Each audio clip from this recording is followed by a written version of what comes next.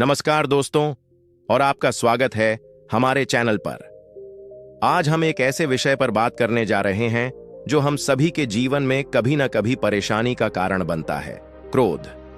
जी हां, गुस्सा एक ऐसी अग्नि जो हमें जलाती है, हमारे रिश्तों को तबाह करती है और हमारी शांति छीन लेती है। लेकिन क्या हो अगर मैं आपसे कहूं कि इस अग्नि को बुझाने के अनमोल सूत्र हजारों साल पहले ही खोज लिए गए थे, एक ऐसे महान व्यक्ति द्वारा जिनकी शिक्षाएं आज भी उतनी ही प्रासंगिक हैं जितनी तब थीं। मैं बात कर रहा हूं महात्मा बुद्ध की। बुद्ध ने क्रोध पर नियंत्रण पाने के ऐसे अद्भुत तरीके बताए हैं जिन्हें अपनाकर आप अपने जीवन में एक स्थायी शांति पा सकते हैं। आज के इस वीडियो में हम बुद्ध द्वारा बताए गए उन 5 अनमोल सूत्रों को गहराई से समझेंगे जो आपको क्रोध को समझने और उस पर विजय प्राप्त करने में मदद करेंगे। मेरा वादा है, अगर आपने इन सूत्रों को ध्यान से सुना और अपने जीवन में उतारा तो आप अपने भीतर एक अभूतपूर्व बदलाव महसूस करेंगे। तो आइए बिना किसी देरी के इस ज्ञान यात्रा पर चलते हैं। क्रोध को समझना, सबसे पहले क्रोध को समझना बेहद जरूरी है। बुद्ध ने सिखाया कि क्रोध कोई बाहरी शक्ति नहीं है जो हम पर हमला करती है, बल्कि यह हमारे भीतर से उठने वाली एक भावना है जो हमारी प्रतिक्रियाओं का परिणाम है। एंकर। सोचिए, जब कोई आपको बुरा भला कहता है या आपकी इच्छानुसार कुछ नहीं होता तो क्या होता है? एक तात्कालिक प्रतिक्रिया। हमारा मन उत्तेजित होता है, शरीर में गर्मी पैदा होती है और हम अक्सर ऐसे शब्द या कार्य कर बैठते हैं जिनका बाद में हमें पछतावा होता है। एंकर। बुद्ध ने समझाया कि क्रोध का मूल कारण हमारी आसक्ति है, हमारी इच्छाएं, हमारी उम्मीदें और हमारे अहंकार। जब ये पूरी नहीं होती तो क्रोध जन्म लेता है। यह एक चेन रिएक्शन की तरह है। बुद्ध ने हमें यह भी सिखाया कि क्रोध क्षणभंगुर होता है। यह एक ज्वार की तरह आता है और चला जाता है, लेकिन इस क्षणभंगुरता के दौरान हम जो नुकसान करते हैं वह स्थायी हो सकता है। इसलिए इस ज्वार को उठने से पहले ही पहचानना और उसे शांत करना बेहद जरूरी है। तो क्रोध को एक दुश्मन के रूप में नहीं, बल्कि एक शिक्षक के रूप में देखना शुरू करें। यह आपको बताता है कि आपके भीतर क्या परेशानियां हैं, किन चीजों से आप चिपके हुए हैं। बुद्ध के 5 अनमोल सूत्र। अब आते हैं उन 5 अनमोल सूत्रों पर जो बुद्ध ने क्रोध पर नियंत्रण पाने के लिए दिए थे। इन्हें ध्यान से सुनिएगा और समझने का प्रयास कीजिएगा।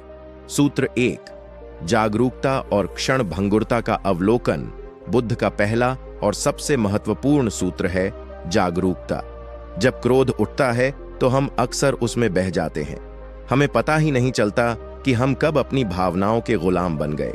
बुद्ध ने सिखाया कि जब क्रोध की पहली चिंगारी उठे तो रुकें, एक पल के लिए ठहरें, अपनी भावनाओं को महसूस करें, अपने शरीर में होने वाले बदलावों को देखें। धड़कन का तेज होना, चेहरे का लाल होना, मांसपेशियों का कसना। इसे जज न करें, बस देखें, जैसे आप किसी बादलों को आकाश में देखते हैं बिना उन्हें बदलने की कोशिश किए। बुद्ध ने समझाया कि हर भावना, हर विचार, हर क्षण क्षणभंगुर है। वे आते हैं और चले जाते हैं। क्रोध भी ऐसा ही है। अगर आप उसे पकड़े नहीं रखेंगे तो वह खुद ही शांत हो जाएगा। यह एक बच्चे की तरह है। अगर आप उसे रोने देंगे और उसे शांत करने की जबरदस्ती नहीं करेंगे तो वह खुद ही शांत हो जाएगा। लेकिन अगर आप उसे रोकने की कोशिश करेंगे तो वह और जोर से रोएगा। इस अभ्यास को माइंडफुलनेस कहते हैं। जब भी आप गुस्सा महसूस करें, अपनी सांस पर ध्यान दें। लंबी गहरी सांसें लें और छोड़ें। इससे आपके शरीर और मन को शांत होने में मदद मिलेगी और आप उस क्षणभंगुरता को महसूस कर पाएंगे। सूत्र 2, करुणा और मैत्री। बुद्ध का दूसरा सूत्र है करुणा और मैत्री। अक्सर हम उन लोगों पर क्रोधित होते हैं जिन्होंने हमें चोट पहुंचाई है, लेकिन बुद्ध ने सिखाया कि हमें अपने शत्रु के प्रति भी करुणा रखनी चाहिए। यह अजीब लग सकता है, लेकिन जरा सोचिए, कोई व्यक्ति जो आपको चोट पहुंचाता है वह शायद खुद भी किसी दर्द, किसी अज्ञानता से गुजर रहा होगा। उसका व्यवहार उसकी अपनी पीड़ा का प्रतिबिंब हो सकता है। अगर कोई व्यक्ति खुश और शांत होता तो वह शायद दूसरों को चोट नहीं पहुंचाता। मैत्री भावना का अभ्यास करें। अपने मन में कल्पना करें कि आप सभी प्राणियों के लिए शांति और खुशी चाहते हैं, यहां तक कि उनके लिए भी जिन्होंने आपको नुकसान पहुंचाया है। यह आपके हृदय को विशाल बनाएगा और क्रोध के लिए जगह कम कर देगा। आप कहेंगे, यह कैसे संभव है? अभ्यास से। शुरू में मुश्किल लगेगा, लेकिन जब आप यह समझने लगेंगे कि क्रोध आपको भी उतना ही नुकसान पहुंचाता है जितना दूसरे को, तो करुणा अपने आप जन्म लेने लगेगी। सूत्र स्वीकार्यता और अनासक्ति। तीसरा सूत्र है स्वीकार्यता और अनासक्ति। जीवन में बहुत सी चीजें हमारे नियंत्रण में नहीं होती। लोग हमारी उम्मीदों के अनुसार काम नहीं करते, परिस्थितियां हमारे अनुकूल नहीं होती। जब हम इन चीजों को बदलने की कोशिश करते हैं और बदल नहीं पाते, तो क्रोध उत्पन्न होता है। बुद्ध ने सिखाया कि हमें उन चीजों को स्वीकार करना चाहिए जिन्हें हम बदल नहीं सकते। इसका मतलब यह नहीं कि हम निष्क्रिय हो जाएं। इसका मतलब यह है कि हम अपनी ऊर्जा को उन चीजों को बदलने में लगाएं जिन्हें बदला जा सकता है और बाकी को स्वीकार करें। अनासक्ति का अर्थ है चीजों से चिपके न रहना। हम अक्सर अपनी राय, अपनी वस्तुओं, अपने रिश्तों से बहुत ज्यादा चिपके रहते हैं। जब इनमें से कुछ भी खतरे में लगता है तो हम क्रोधित हो जाते हैं।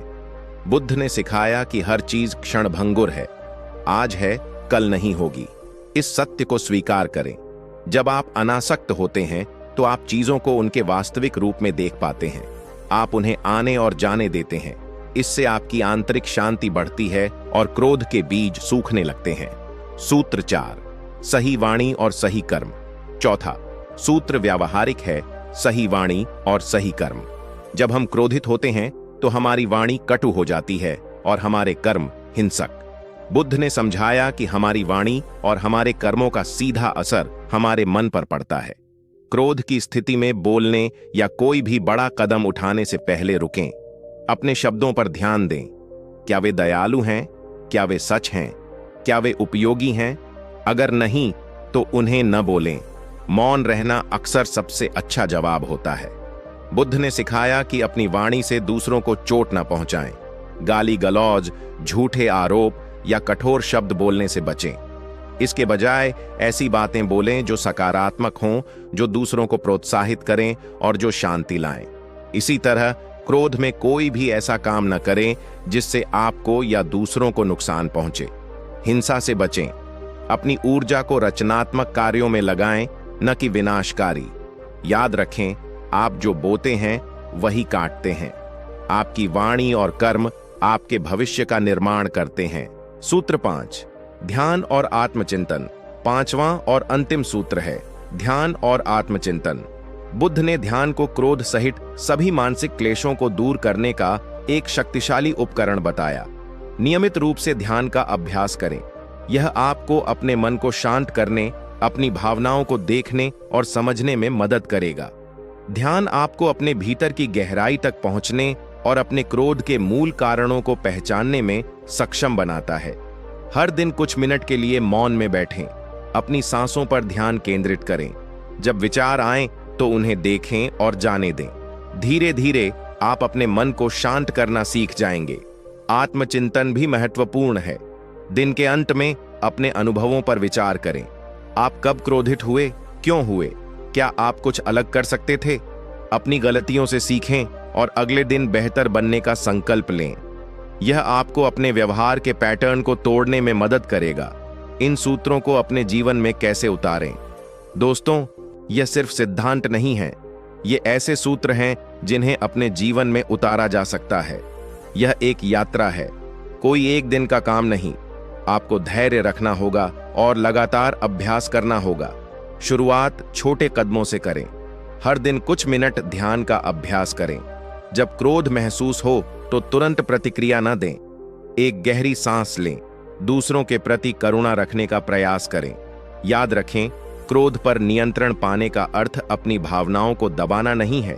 इसका अर्थ है उन्हें समझना, स्वीकार करना और फिर उन्हें प्रेम और करुणा में बदलना।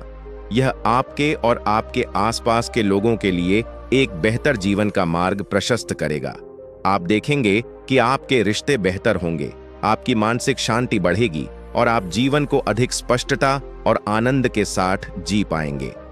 दोस्तों, बुद्ध की शिक्षाएं आज भी उतनी ही प्रासंगिक हैं जितनी हजारों साल पहले थीं। क्रोध पर नियंत्रण पाना हमें मुक्ति की ओर ले जाता है, उस मुक्ति की ओर जहां हम अपनी भावनाओं के गुलाम नहीं बल्कि उनके स्वामी होते हैं। मुझे उम्मीद है कि यह वीडियो आपको क्रोध को समझने और उस पर विजय पाने में मदद करेगा। इन सूत्रों को अपने जीवन में उतारने का प्रयास करें और आप अपने भीतर एक अद्भुत परिवर्तन देखेंगे। आपको यह वीडियो कैसा लगा, हमें कमेंट्स में जरूर बताएं। आपके विचार हमारे लिए बहुत महत्वपूर्ण हैं। अगर आपको यह वीडियो पसंद आया हो तो इसे लाइक करें, अपने दोस्तों और परिवार के साथ शेयर करें और हमारे चैनल को सब्सक्राइब करना न भूलें ताकि आप ऐसे ही और प्रेरक वीडियो देख सकें। अगली बार तक शांत रहें, जागरूक रहें और जीवन का आनंद लें। धन्यवाद।